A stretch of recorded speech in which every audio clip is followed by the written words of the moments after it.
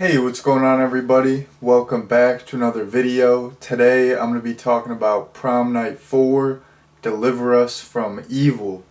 So, um, I mean, just right off the bat, yeah, this movie was not good. I was really not a fan at all. This movie, this video is probably going to be short. I really do not have much to say about this one. I'm telling you what, like, you know, I like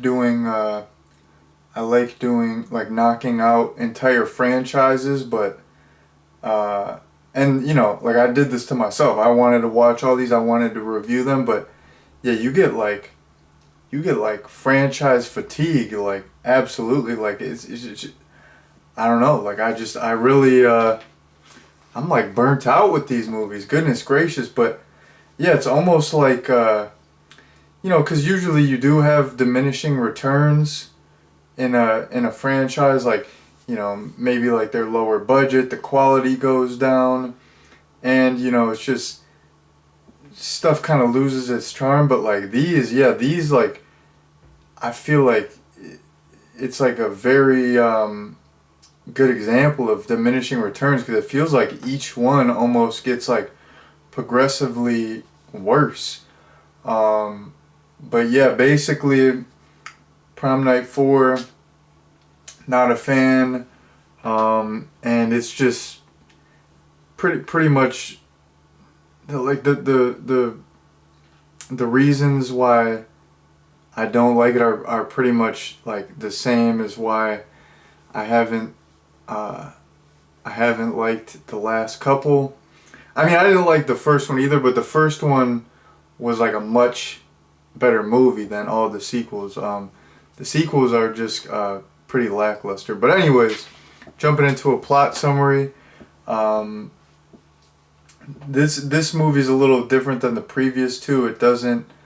Uh, it doesn't center around like the Mary Lou character as the killer. We have a different antagonist in this one. So basically, you have like this flashback sequence, and it's the 1950s. It's prom night, and there's all these young people. They're being promiscuous. They're having sexual relations, and there's this there's this crazed evil priest who wants to punish sinners, and yeah, he basically just kills all the kids who are having sex, and you know the other priests, they find out that this guy is a loose cannon, so they they just like lock him up in the basement, and they like drug him up, so he's pretty much like sedated. He's in like a catatonic state, so they just like lock him away and keep him drugged up, so so that he's not like a danger to society.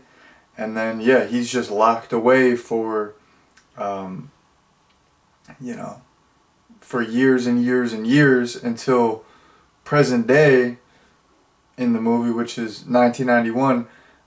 There's this young priest who is tasked to you know like go down and administer the shot to the evil priest. But this young kid, he's kind of he's like he wants to like he thinks he can like reform this guy, like he thinks he can help him, so he does not administer the shot, and the priest like kills him and busts out. And while this is happening, there's these two young couples, and it's prom night, but instead of going to prom night, they go to this vacation home, and they just party and have a good time. And while they're at this vacation home, a little bit later on, they are tormented by this evil priest, and they are starting to get killed off by this evil priest. So that is the basic plot summary.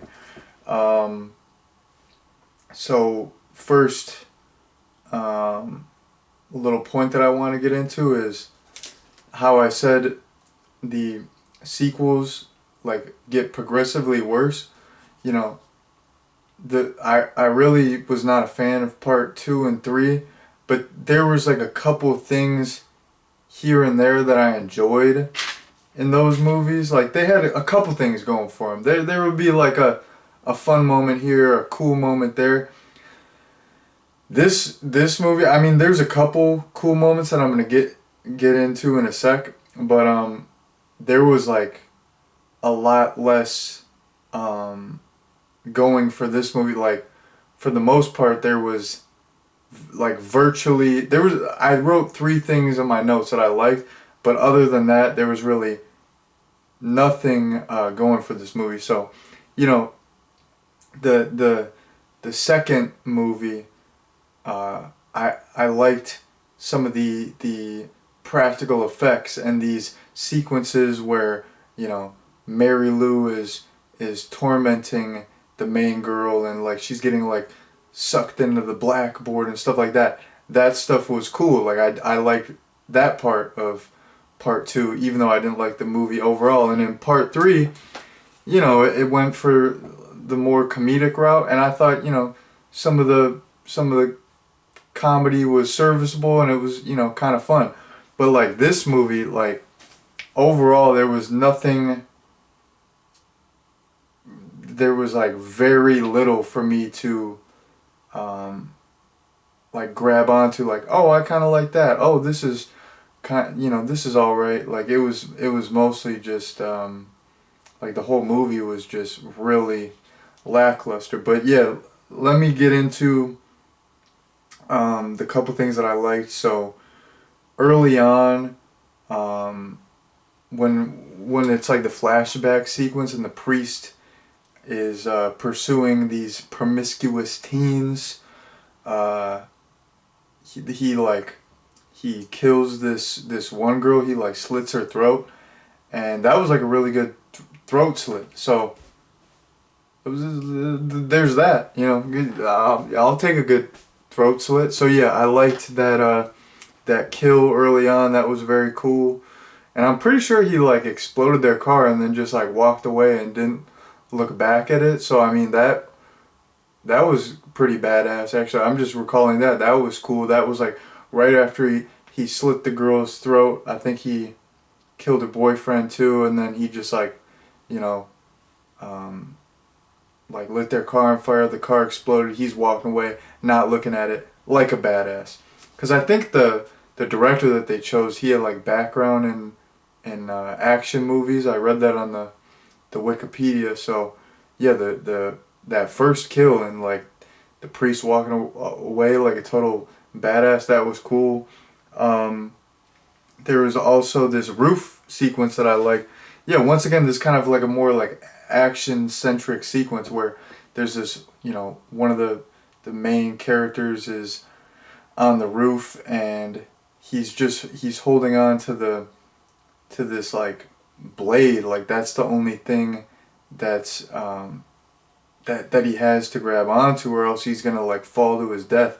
And cause like I think it was cause like the priest had this it was like a cross with like a blade on one end, and yeah, like the priest kept like stabbing it through the roof, and then he would like retract it, and like the kid would fall a little bit, and then the priest would like stab it through the roof again, because, you know, he was trying to stab the kid, and the kid would fall a little bit, and then he would like grab onto this knife and like hold on for dear life so he didn't, you know, plummet to his death.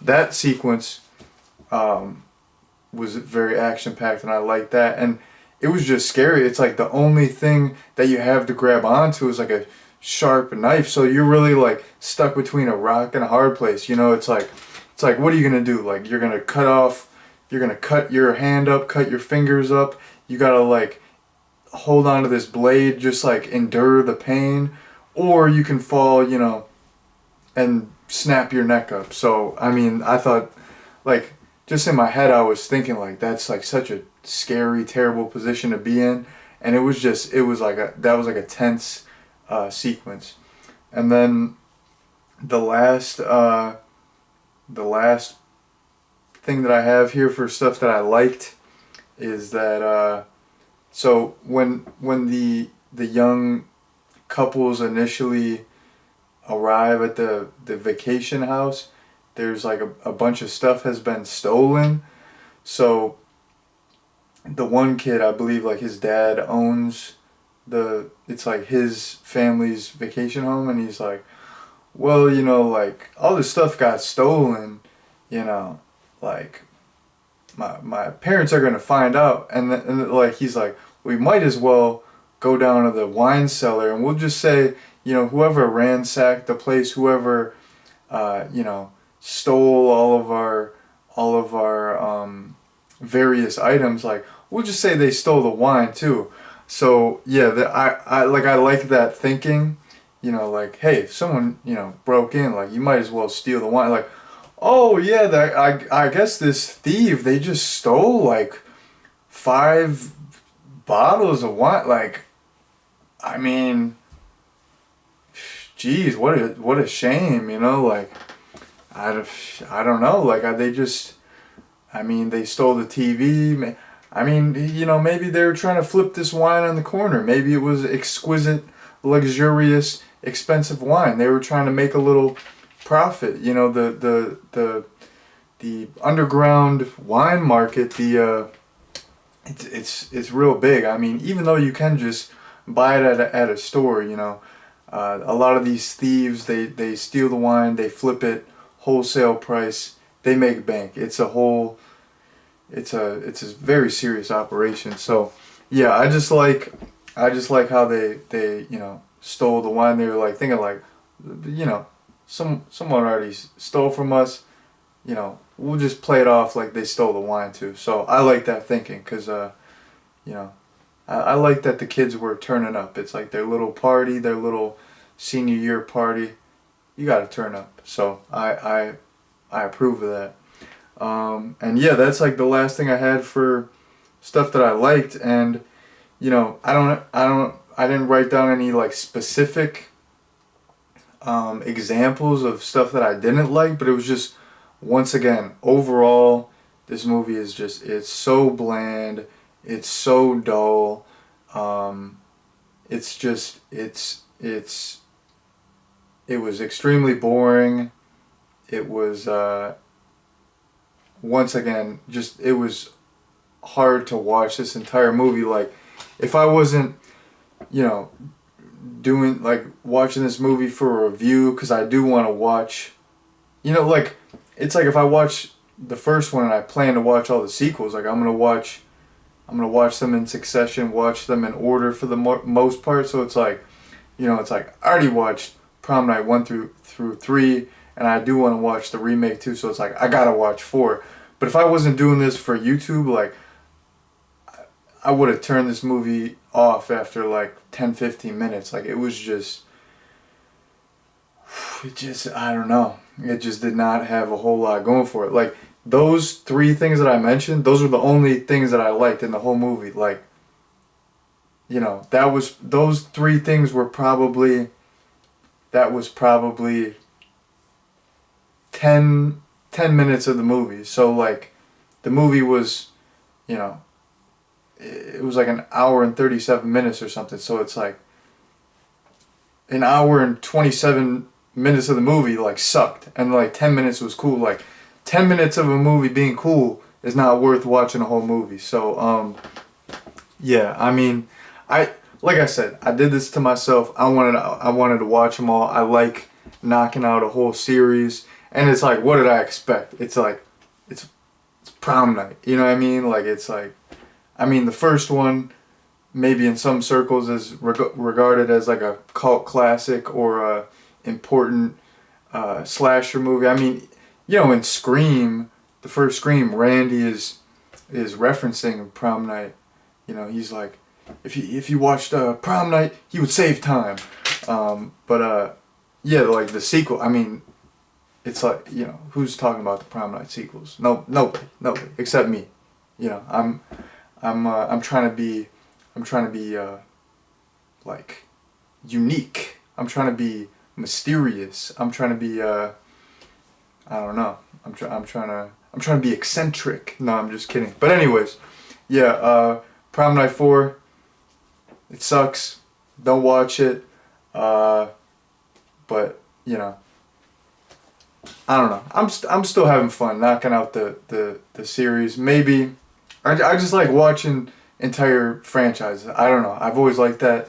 So, yeah, sometimes it doesn't work out and the movies, most of them are bad. Sometimes, you know, usually I have better experiences. So, you know, it's that's the way she goes. That's the way it goes. So yeah, Prom Night 4, Deliver Us from Evil, is not good. I would not recommend it. Fingers crossed. I can barely cross my fingers. I got like poor circulation. But anyways, fingers crossed this next one will be a little bit better. So yeah, don't watch this. Don't be like me. You know, do as do as I say, not as I do. Don't watch all the Prom Night movies. Don't be a sucker ass motherfucker like me. No, I'm just playing. But anyways, that's my review of Prom Night 4, Deliver Us from Evil. Thank you all very much for watching, and peace out.